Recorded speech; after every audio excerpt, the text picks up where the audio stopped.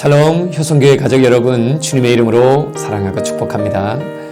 우리는 먼저 성경이 말씀하시는 성경 묵상의 이론과 원리를 배웠습니다. 만약 말씀 묵상이 이론으로만 끝나면 온전한 묵상은 되지 않을 것입니다. 반드시 실천에 옮겨야 말씀 묵상의 은혜를 경험하실 수가 있습니다. 우리가 말씀 묵상의 성경적 의미를 알게 되었다면 이제 실제적으로 말씀 묵상으로 들어가도록 하겠습니다.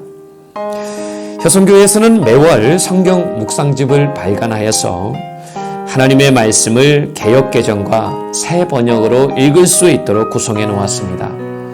효성교회 말씀 묵상집으로 매일 하나님의 말씀을 묵상하는 삶을 살아가게 되신다면 우리의 삶에 커다란 변화가 있게 될 것입니다. 자, 그러면 어떻게 말씀 묵상을 하는 것이 더욱 효과적인지 생각하면서 말씀 묵상에 실제로 들어가도록 하겠습니다. 말씀 묵상을 시작하기 전에 먼저 해야 될 것이 있습니다. 그것은 하나님의 임재를 사모하며 말씀 묵상을 할 수 있는 공간을 준비해 주시기를 바랍니다. 이제 공간이 확보되면 그곳에 하나님의 말씀 묵상집을 펴는 것입니다. 두 번째로 공간을 확보하셨다면 이제 말씀 묵상집 그리고 하나님의 말씀을 펴시기를 바랍니다.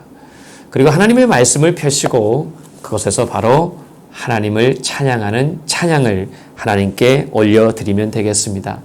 찬양은 우리의 마음을 열 수 있게 합니다. 우리의 마음을 활짝 열어주셔서 하나님의 귀한 은혜를 준비할 수 있습니다. 묵상집을 준비한 이후에 찬양을 부를 때 우리 찬송가를 부를 수 있습니다. 또 복음성가로 하나님을 찬양할 수 있습니다. 내가 하나님께 드릴 수 있는 찬양 마음껏 하나님께 드리시면 되겠습니다. 다음으로 성령님의 도움을 구하시는 것이 필요합니다. 성령님은 성경의 저자이십니다. 성경은 그분의 감동으로 쓰인 것이므로 성령님이 분명하게 이 말씀을 깨달을 수 있도록 조명해 주실 수 있도록 기도해야 할 것입니다. 찬양하신 이후에 하나님께 기도하면서 사랑의 아버지 하나님, 우리가 이 말씀 잘 묵상하게 하시고 하나님의 은혜 경험하게 하옵소서, 주님을 만나게 하옵소서라고 간절히 기도하시면 되겠습니다. 다음으로 말씀을 들음으로 시작하십시오. 하나님께서는 말씀을 통해서 하나님 자신을 우리에게 알려주시고자 합니다. 위로, 소망, 경고, 계획, 아이디어 등의 그 말씀을 우리에게 주실 것입니다. 그러므로 귀를 기울여서 오늘 우리에게 주시는 말씀을 들어야 합니다. 첫 번째는 눈으로 읽으실 수 있겠습니다. 오늘 우리에게 주셨던 이 본문의 말씀을 눈으로 보시면서 읽으실 수 있겠습니다. 다음으로 소리내어서 두세 번 읽으십시오. 소리내어서 읽는다라는 것은 읊조린다라는 그러한 생각, 그러한 말씀 묵상의 의미를 가지는 것입니다. 말씀을 읊조리면서 오늘 우리에게 주시는 말씀이 무엇인지 묵상하시면 되겠습니다. 이제 하나님의 말씀을 한번 눈으로 읽고 두세 번 말씀을 읊조리시면서 읽으셨다면 다음 단계로 들어가실 수 있습니다. 이제 제목과 말씀을 요약하면서 써보시는 것입니다. 연필을 준비하시고 볼펜을 준비하셔서 이제 제목과 말씀란에 요약해서 써보는 것입니다. 처음에는 요약하는 것이 어려울 수 있겠죠. 제목을 적는 것이 어려울 수 있습니다. 어려우시다면 이제 마음에 와닿는 한 단어라도 적어보시는 것입니다.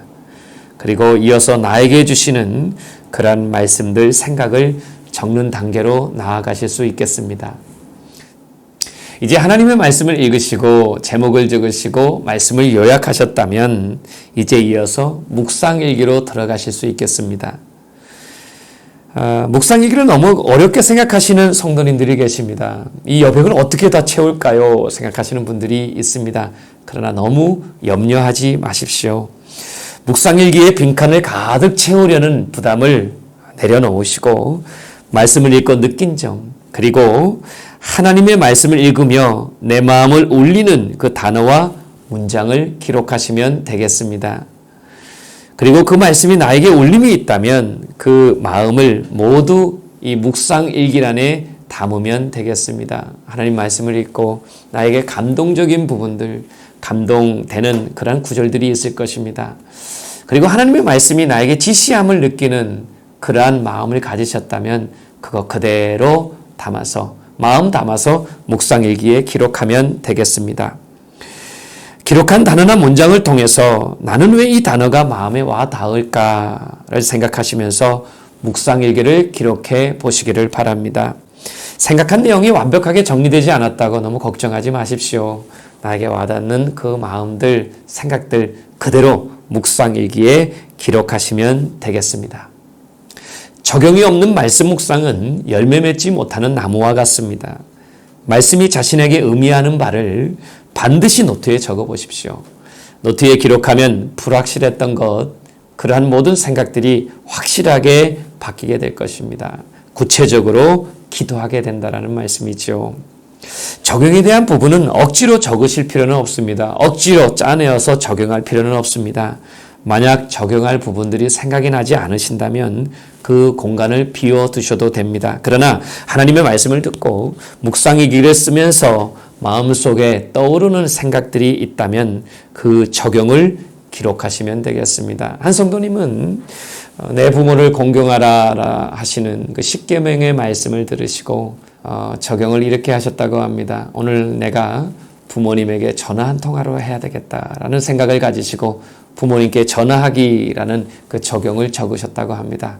그렇지요. 나에게 생각나는 그러한 적용의 생각들이 있다면, 마음들이 있다면 마음껏 적용을 적으시면 되겠습니다. 이제 구체적으로 적용을 하셨다면 말씀의 결과를 가지고 기도하시는 것이 필요합니다. 하나님께 도움을 구하는 기도를 하십시오. 오늘 주신 말씀에 순종할 수 있도록 하나님의 도우심을 구하는 기도를 할 필요가 있습니다. 왜냐하면 참으로 빠르게 지나가는 이 시간들 속에서 우리 일상 속에서 말씀을 살아내고 적용한다는 것이 그리 녹록지 않기 때문에 그러합니다. 주님, 내가 말씀을 듣고 하나님의 은혜를 경험합니다. 그리고 내가 이렇게 살아내려고 합니다. 주님, 오늘 나를 도와주십시오. 말씀대로 그리스도인으로 살아갈 수 있도록 인도해달라고 기도하는 시간이 필요합니다. 이렇게 기도하면서 하나님의 은혜를 구하는 시간이 하나님의 말씀을 결과를 가지고 기도하는 시간입니다. 자, 이제 하나님의 말씀의 결과를 가지고 성령님께 기도하셨다면 체험한 말씀을 나누는 단계가 필요합니다. 말씀을 적용한 결과 일어난 일들을 믿음의 형제들과 함께 이야기하십시오. 그러면 자신이 묵상한 그 성경 내용을 점검할 수 있고 함께 은혜 받은 그 말씀들을 나누면서 나와 이웃이 사랑으로 두터운 관계가 되어집니다. 초기 교회 믿음의 사람들, 사도행전의 교회는 한 주 동안 하나님의 말씀을 묵상하고 말씀대로 살아간 것을 함께 모여서 형제들과 나누었습니다. 성도님들과 나누면서 하나님의 살아계심을 경험했습니다. 경험하며 또 함께 하나님의 말씀을 배가시켰습니다. 하나님의 말씀을 나누는 사람들이 더 하나님의 굳건한 믿음에 서게 되었고 말씀을 듣는 사람이 풍성한 은혜를 함께 경험하게 되었다라는 말씀입니다. 자, 그러면 효성교회 말씀 묵상집으로 묵상하고 묵상을 기록한 그 사례를 한번 보시도록 하겠습니다. 창세기 8장 6절에서 19절의 말씀을 읽으셨던 한 성도님은 다음과 같이 제목을 잡으셨고 말씀을 요약했습니다. 제목은 이렇게 정하셨습니다. 방주에서의 기다림. 말씀의 요약은 이렇게 하셨습니다. 물의 줄어듦을 알려고 까마귀 비둘기를 내보냈고 까마귀는 안 돌아오고 비둘기는 첫 번째 그냥 돌아옴. 두 번째는 잎사귀, 세 번째는 안 돌아옴. 하나님께서 방주에서 나오라고 하시니 노아와 아내, 아들들, 며느리들 그리고 가축이 차례대로 나옴이라고 요약을 하셨습니다. 두 번째, 이 묵상 일기를 다음과 같이 기록을 하셨는데 한번 들어보시기를 바랍니다. 방주, 홍수 사건은 알고 있었지만 노아가 얼마나 길게 있었는지는 오늘에서야 다시금 알게 됐네요. 1년이면 정말 기네요. 그 시간 동안 순종하며 기다린 노아의 모습이 대단하네요. 본문을 보면서 주님이 우리를 기다리시는 시간, 내가 주님 말씀을 기다리는 시간, 어떤 것이 더 길까? 주님이 나를 기다리시는 기간이 더 길겠네요. 노아처럼 주님께서 나와라, 가라 하실 때까지 순종하며 기다림의 시간을 가지고 싶기도 하고 그 기다림의 시간이 조금 두렵기도 하네요. 주님께서 나에게 맞추어 기다리시고 이야기한다는 걸 알면서도 내 뜻대로 생각하고 멈추던 것들 용서해 주세요. 진득하게 하나님의 뜻을 생각해보는 내가 되도록 도와주세요. 라고 묵상일기를 쓰셨습니다. 이제 묵상일기를 쓰시고 구체적인 적용을 다음과 같이 하셨는데 이러합니다. 삶의 순간순간의 기다림, 신호등, 물 받는 시간, 내 순서 기다림 등을 즐겁게 기다릴 수 있는 마음가짐과 언행으로 말하기, 이렇게 적용을 하셨습니다. 본문 말씀으로 도움을 구하는 기도는 이러합니다. 내가 삶의 작은 부분의 기다림부터 긍정적으로 즐겁게 기다려보는 훈련을 하려고 합니다. 내 뜻대로 아닌 주님의 뜻대로 역사해 주시고 나의 생각을 건드려 주세요. 바뀌는 두려움보다 주님의 사랑의 힘으로 온전히 순종하도록 도와주세요. 주님께 도우심을 구하며 예수님의 이름으로 기도드립니다. 아멘. 두 번째 묵상 본문의 말씀은 창세기 11장 27절에서 12장 4절까지의 말씀입니다. 이 내용은 아브라함이 고향을 떠나서 하나님께서 지시할 땅으로 가는 본문입니다. 하나님께서 말씀하셔서 고향을 떠나라. 본토 친척 아비집을 떠나서 내가 내게 지시할 땅으로 가라 하셨는데 아브라함이 그 말씀 따라 나아가는 본문입니다. 그리고 마침내 하나님이 원하시는 그곳에 도착하는 그런 본문이기도 합니다. 자, 우리 성도님이 어떻게 제목을 다루셨고 말씀을 요약하셨는지 한번 볼 수 있도록 하겠습니다. 자, 내용은 이러합니다. 말씀을 따라갔고 데라는 아브라함과 사레 롯과 함께 고향 갈대아 우르를 떠나 가나안 땅으로 가려다 하란에 거류했고 그곳에서 죽었습니다. 하나님께서는 아브라함에게 고향 친척 아버지의 집을 떠나 하나님께서 친히 보여줄 땅으로 가라 하시며 그에게 민족과 이름을 창대케 하며 복이 되라 축복해 주셨다. 아브라함은 이에 말씀을 따라 롯과 아내를 데리고 가나안을 간다. 이 내용을 잘 요약했습니다. 제목은 말씀을 따라갔고라고 정했습니다. 자, 그러면 이 말씀을 읽고 요약하고 어떻게 묵상일기를 썼는지 보시도록 하겠습니다. 무엇을 따라 살아가야 할지 질문도 없이 그저 하루를 평범하게 살아가다 가끔 돌부리에 걸려 걸음을 멈추다 보면 내가 서 있는 이 자리 무엇을 따라 왔는지 궁금해진다.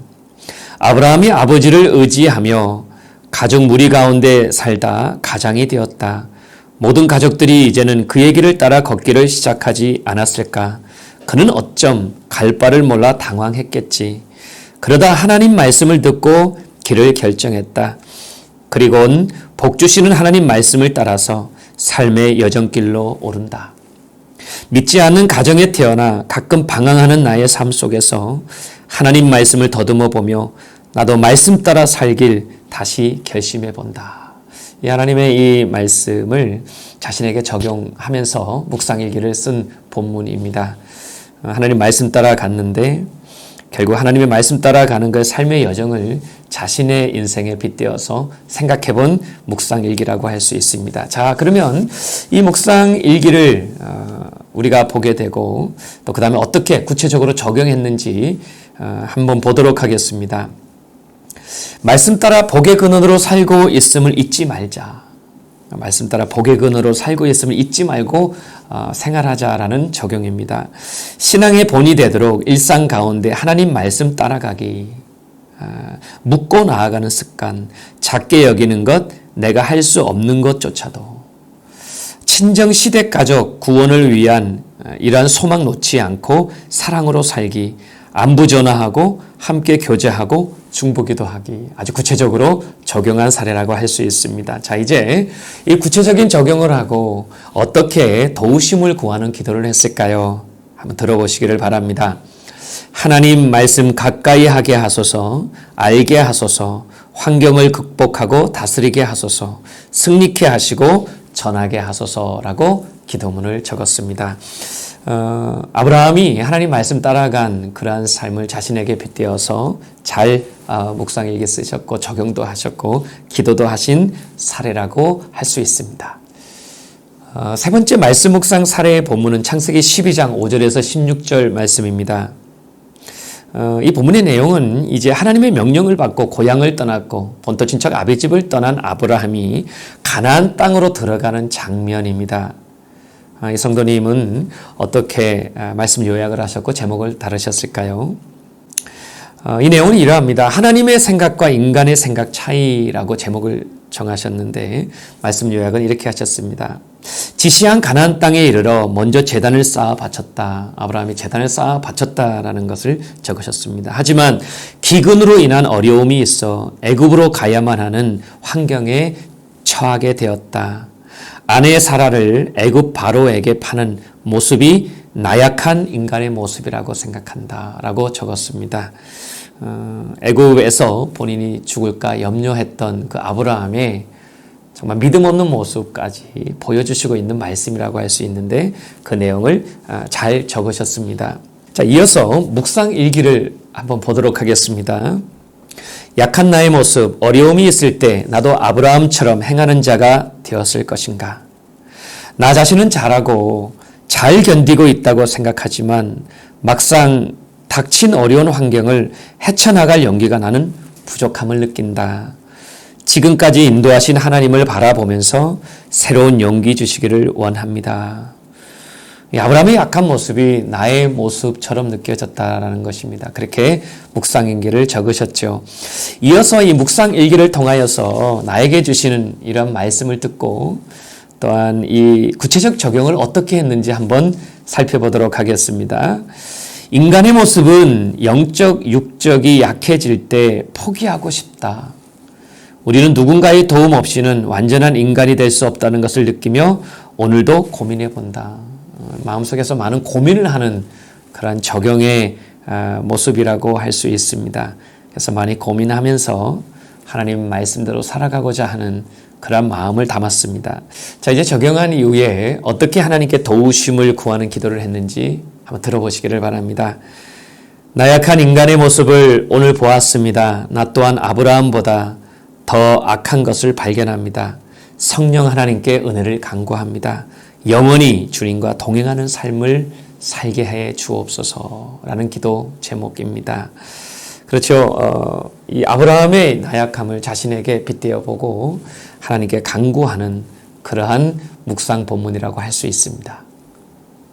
자, 이제 마지막 본문 사례입니다. 말씀 묵상 사례인데 그 본문은 창세기 15장 1절에서 11절까지의 말씀입니다. 이 내용은 후사, 이 자녀가 없는 아브라함에게 하나님께서 나타나셔서 자녀를 주시겠다고 약속하시는 본문입니다. 이 본문의 말씀을 어떻게 보았고 또 어떻게 제목을 붙였고 말씀을 요약했는지 우리 함께 그 신뢰를 보도록 하겠습니다. 이 성도님은 제목을 주님 제게 무엇을 주시렵니까? 로 잡았습니다. 마치 설교 본문 같습니다. 주님 내게 무엇을 주시렵니까? 그리고 말씀 요약을 이렇게 하고 있습니다. 환상 중에 두려워 말라. 나는 내 방패요 지극히 큰 상급이라 라고 말씀하신다. 하나님이 내게 무엇을 주시렵니까? 라고 질문한다. 자식이 없으니 상속자는 다메섹 사람 엘리에셀 뿐이라고 말씀하신다. 그때 하나님께서 내 몸에서 날 자가 상속자가 될 것이라고 약속하신다. 하늘 우러러 무뼈를 셀 수 있나 보라. 내 자손이 이와 같을 것이라고 하나님께서 말씀하신다라고 제목과 말씀 요약을 했습니다. 이 구체적 내용을 이렇게 잘 요약했다고 할 수 있습니다. 그리고 어떻게 묵상일기를 썼을까요? 한번 들어보시기를 바랍니다. 주님, 내게 무엇을 주시렵니까? 현재 상황에서는 어떠한 희망도 없음을 보게 됩니다. 모든 상속을 물려줄 자식이 없으니 어떤 소망이 있겠습니까? 나이는 100세가 다 되었으니 그런데 하나님께서 자식을 주시겠다고 약속하셨습니다. 약속의 말씀을 믿고 갈대아 우르를 떠나왔습니다. 약속하신 대로 믿고 따랐습니다. 그러나 지금 아브라함은 늙었고 사레도 늙었으니 일반적 생각으로 아이를 낳을 수 없다고 생각하는 건 모든 인간이 다 같을 것입니다. 그리하더라도 약속의 말씀을 믿는 것이 중요합니다. 자식이 없다는 것이 큰 부담감이고 두려움이 있을 것입니다. 하나님은 내 아버지인 것입니다. 아버지께서 주신다면 꼭 주실 거라 믿는 것이 중요합니다. 아멘입니다. 오늘 이 말씀 묵상하면서 하나님께서 방패고 지극히 큰 상급이라 하신 말씀을 기억하면서 그럼에도 불구하고 하나님께서 주실 것이라는 믿음을 가지고 묵상 일기를 썼습니다. 자, 그러면 묵상 일기 다음에 어떻게 적용을 하셨는지 보도록 하겠습니다. 구체적 적용입니다. 현실적으로 보면 늙었는데 자식을 주신다는 거 믿기 어려울 것입니다. 그러나 전능하신 하나님 아니신가요? 약속을 지키지 않는 적도 없으신, 때를 얻든지 못 얻든지 믿고 기도하면 이루어 주시는 분이 바로 하나님이십니다. 내가 할 수 있는 건 믿고 기도하는 것뿐입니다. 간절히 주님께서 어떻게 행하실는지 기대하면서 기도합니다. 더 좋은 것으로 채워주실 줄 믿으며 열심으로 하나님께서 어려운 가운데에서도 채워주실 것을 믿으며 기도하겠다는 적용입니다. 자, 그러면 이 적용 이후에 어떻게 도우심을 구하는 기도를 하고 있는지 들어보시기를 바랍니다. 주님, 어리석은 죄인의 생각으로 감히 주님의 뜻과 계획을 알 수 없습니다. 주님의 뜻과 계획을 깨닫게 도와주시옵소서. 간절히 구합니다. 자녀들의 앞길을 어떤 길로 인도하시렵니까? 지금은 주님을 멀리하고 있는지 주님의 계획을 알게 도와주옵소서. 예수 그리스도의 이름으로 기도합니다. 아멘. 오늘 하나님께서 이 아브라함에게 자식을 주시겠다 하는 그 말씀을 묵상하고 하나님께서 주시겠다라는 확신을 가지고 기도하고 적용한 본문 사례라고 할 수 있습니다. 우리는 오늘 이 네 본문을 가지고 묵상하고 또 제목, 내용 요약을 하고 또 묵상 일기를 쓰고 적용을 하고 이어서 이 간구하심을 도우심을 구하는 그 기도를 함을 볼 수 있었습니다. 참 열심으로 잘 묵상한 사례라고 할 수 있습니다. 우리도 이처럼 하나님의 말씀 묵상하고 내 마음에 다가오는 그 마음을 이렇게 적용하시고 또 말씀 묵상으로 기록하시면 되겠습니다. 우리는 지금까지 네 편의 이 말씀 묵상의 사례를 보았습니다. 어떠하십니까? 말씀 묵상하면서 결단하는 모습 보이지 않습니까? 말씀대로 살아가려고 이렇게 몸부림치는 이러한 모습을 보면서 우리가 새로운 도전을 받지 않습니까? 사랑하는 효성교회 성도님들, 코로나19로 우리 모두가 한 번도 가보지 않은 길을 가고 있습니다. 아브라함처럼 말입니다. 근데 아브라함은 하나님의 말씀을 따라갔다라고 기록하고 있습니다. 이처럼 하나님 말씀 따라가고 하나님 말씀 묵상하고 곱씹고 말씀대로 적용하고 살아가게 된다면 우리의 믿음 많이 자라나지 않겠습니까? 하나님의 말씀을 따라간다는 것은 그리스도인들에게 참 중요합니다. 왜냐하면 사막과 같은 이 광야길, 우리의 인생길 걸어가면서 하나님의 말씀이 우리의 발이 등이 되고 발의 등이 되고 또한 우리의 길의 빛이 되시기 때문에 그러합니다. 우리 효성교회 가족들 믿음으로 하나님의 말씀 많이 묵상하시고 말씀대로 살아가셔서 하나님의 크신 뜻을 알고 하나님의 그 큰 사역 잘 감당하시는 믿음의 사람들 되시기를 간절히 소망하고 축복합니다. 이 영상을 보시는 우리 모든 우리 성도님들이 내가 말씀 묵상하겠다 결심하시고 매월 발간되는 귀한 이 말씀 묵상집으로 하나님의 말씀 많이 묵상하시는 믿음의 사람 되시기를 간절히 소망하고 축복합니다. 주님의 이름으로 사랑하고 축복합니다.